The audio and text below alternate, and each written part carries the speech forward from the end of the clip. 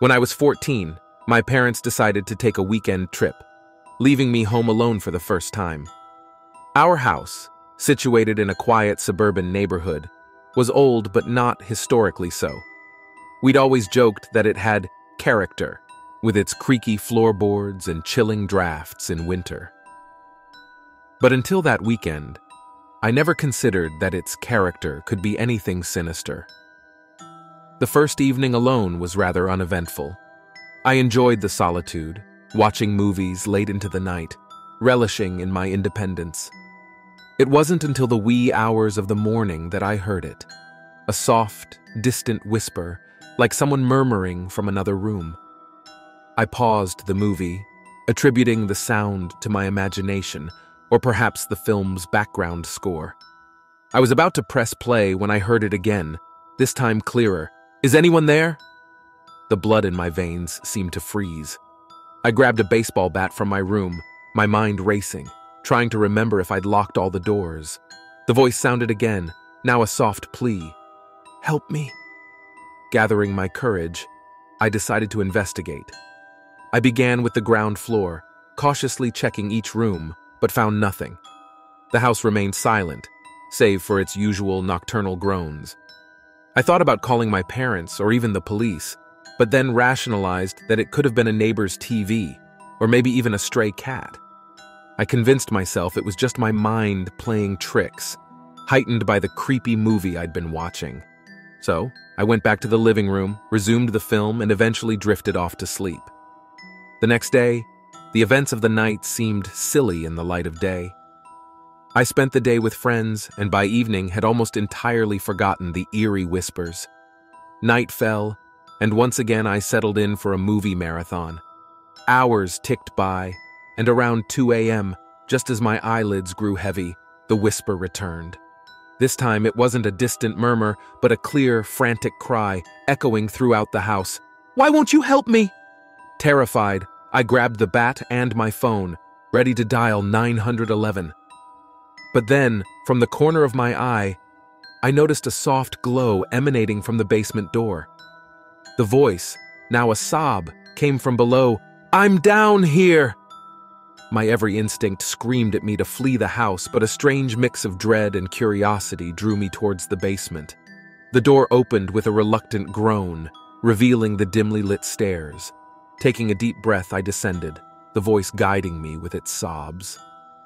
The basement was cold, the air thick with age and dampness. As I reached the bottom, my eyes were drawn to an old, dusty mirror leaned against a wall. In its reflection, I saw a pale boy, around my age, with tears streaming down his face. But when I turned around, there was no one there. The voice, now right next to me, whispered, "I tried to leave, but I'm trapped. You can see me, right?" Nodding shakily, I approached the mirror, my reflection merging with the boy's. He looked at me with pleading eyes. "I lived here long ago, but one day I just disappeared. I've been trapped in this mirror ever since, only able to reach out at night. Please, help me leave." My mind raced, trying to make sense of the situation. An idea struck me. "If I break the mirror, will you be free?" He hesitated. "It could either free me or trap me forever. But I can't bear this eternity. Please, try." Taking a deep breath and mustering all my courage, I raised the bat and brought it crashing down on the mirror. Glass shards flew in every direction, and the room plunged into darkness. The overwhelming silence that followed was soon broken by my ragged breaths. Then, a soft breeze passed by, and with it a gentle whisper, "Thank you." I made my way back upstairs, shaking from the ordeal. The next day, when my parents returned, I told them everything. They listened patiently but exchanged worried glances. My father, intrigued, decided to research the house's history. He discovered that over 50 years ago, a boy my age had disappeared without a trace from our very home. His name matched the initials carved onto the back of the shattered mirror frame. My parents decided to keep the incident a secret to avoid unsettling tales about our home.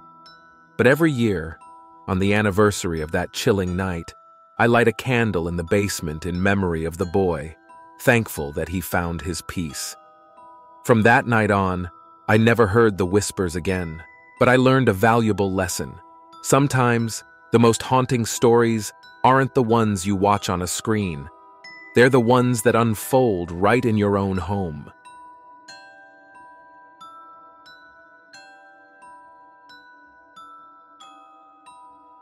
It was a typical chilly winter evening, the kind that made you pull your blanket closer and appreciate the warmth of your home. That night, my parents had decided to visit some old friends in the next town, leaving me, a 16-year-old, in charge of the house. Having often been left alone, I relished these opportunities to watch scary movies without anyone judging my choice of entertainment. Settling into the living room with popcorn and soda, I switched on an old horror classic. The wind outside began to pick up, causing the trees to scratch against the windows. I've always found that noise comforting in a strange way. It reminds me that nature's always there, just beyond the glass. Just as the movie reached its climax, there was a sudden power outage. The room plunged into darkness. "Damn it," I muttered, reaching for my phone to use it as a torch. But just as I unlocked it, I heard it. A faint whisper, coming from the direction of the hallway. "Help me." Thinking it was just my imagination or the residual effect of the horror movie, I brushed it off. But then it came again, clearer this time. "Help me?" I stood up, my heart beginning to race. This couldn't be real. Maybe it was the wind. But the plea sounded so human, so desperate. Mustering up some courage, I decided to follow the voice. The whisper seemed to come from the old storeroom beneath the staircase, a place I rarely visited because it was filled with old junk and had a peculiar musty smell. As I approached the door, the voice grew louder. "Help me! Let me out!" There was no denying it now. Someone, or something, was in that room. I debated whether to open the door or just bolt out of the house, but curiosity got the better of me. With a shaky hand, I turned the doorknob.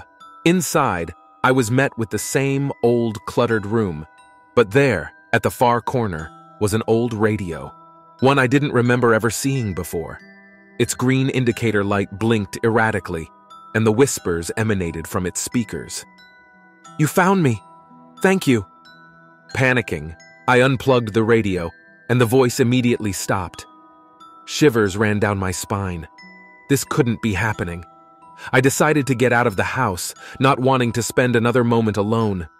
As I reached for the front door, the radio's voice echoed in my head again. "You shouldn't have done that." Frozen in fear, I watched as every door and window in the house slammed shut simultaneously. It felt as if the house itself had come alive. My breathing became erratic as I tried desperately to open the front door, but it wouldn't budge. Suddenly, a soft glow emerged from the storeroom. Cautiously, I approached it. The radio, despite being unplugged, was illuminating. A soft, crackling voice emerged. "Many years ago, a young boy like you lived here. He was trapped, forgotten, and met his end in that very room you stand in. The radio was his only company." My mind raced, trying to comprehend what I was hearing. "Why are you telling me this?" "I just wanted someone to listen," the voice whispered, sadness evident in its tone. "But now that you've found me, you must help me move on." "How?" I stammered, tears forming in my eyes. "You must find my remains and give them a proper burial. Only then can I be free." The next few hours were a blur. With the radio guiding me, I unearthed old bones beneath the wooden floorboards of the storeroom. The thought of what had happened to that poor boy and how close I had always been to his final resting place was haunting. With dawn approaching, I buried the bones in our backyard and marked the grave with a wooden cross. As I finished, the weight in the atmosphere lifted. The house felt lighter, less oppressive. My parents returned later that day, and I shared the horrifying tale with them. They were skeptical at first, but the discovery of the bones convinced them. We decided to contact the authorities and learned that a boy had indeed gone missing from our house several decades ago. Every so often, when the wind picks up and the trees scratch at my window, I hear a faint "thank you" whispered on the breeze. While most would find this unsettling, to me it's a reminder that sometimes the most haunted souls just need someone to listen.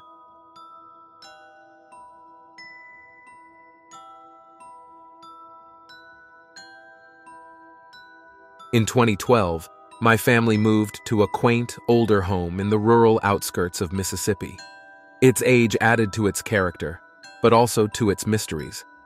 At first, the peculiarities of the house seemed benign, like doors closing by themselves or floorboards creaking under invisible weight.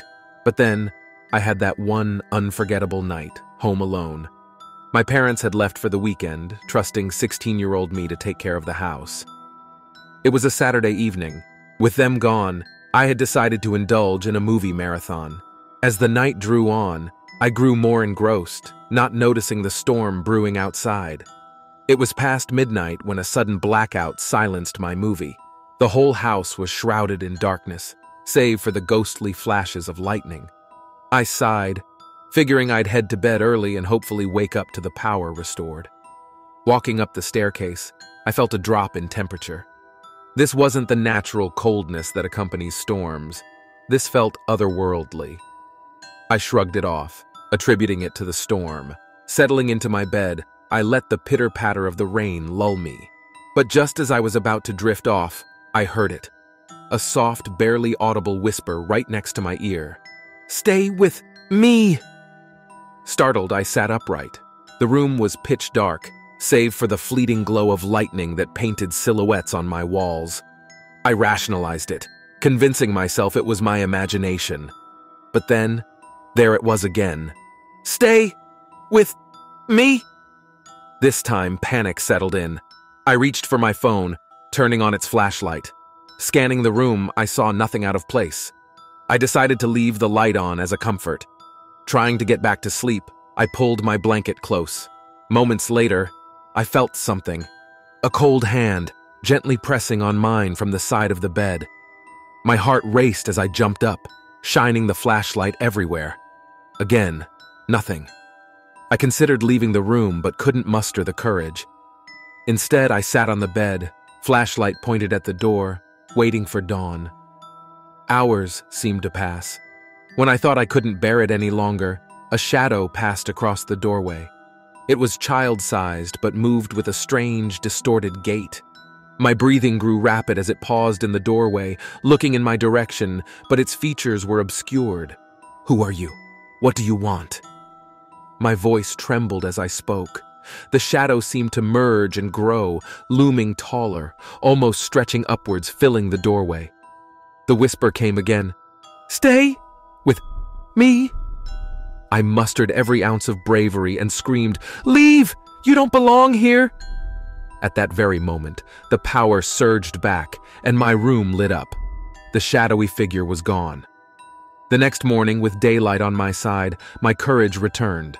I searched the house looking for any signs of a break-in, but found nothing. I did, however, stumble upon a small locked room at the end of the hallway, which I had always thought was a closet. Curiosity piqued. I picked the lock. Inside was a child's bedroom, preserved perfectly in time, with toys from the 1940s. On the bed lay a diary. I flipped through its pages. The entries belonged to a boy named Tommy. As I delved deeper, I read about his loneliness, his cries for companionship, and his untimely death in this very house. The last entry read, "I hope someone will one day stay with me, forever." Chills ran down my spine. I left the room, making sure to lock it again. I couldn't bear to share my discovery with my parents. Instead, we moved out a few months later, without ever truly understanding the history of our home. I often think about Tommy, trapped in his lonely existence. And even now, years later, I sometimes wake up in the middle of the night, half expecting to hear that haunting whisper, "Stay with me."